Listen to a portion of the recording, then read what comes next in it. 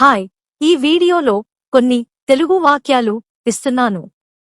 వాటికి తగిన ఇంగ్లీష్ వాక్యాలు కామెంట్లో రాయడానికి ప్రయత్నించండి.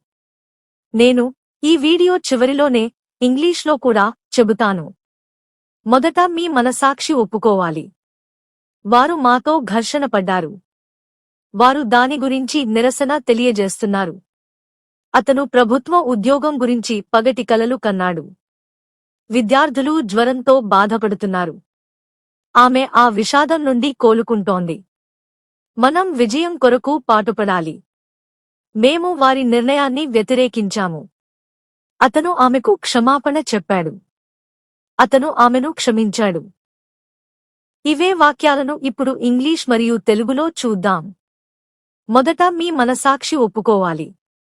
First your conscience have to accept or agree. వారు మాతో ఘర్షణ పడ్డారు. The clash with us. వారు దాని గురించి నిరసన తెలియజేస్తున్నారు. They are protesting about that. అతను ప్రభుత్వ ఉద్యోగం గురించి పగటి కలలు కన్నాడు. He fantasized about government job. విద్యార్థులు జ్వరంతో బాధపడుతున్నారు.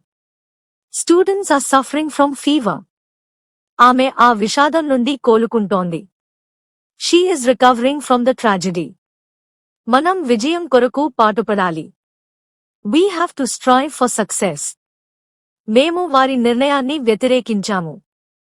We have objected to their decision. అతను ఆమెకు క్షమాపణ చెప్పాడు.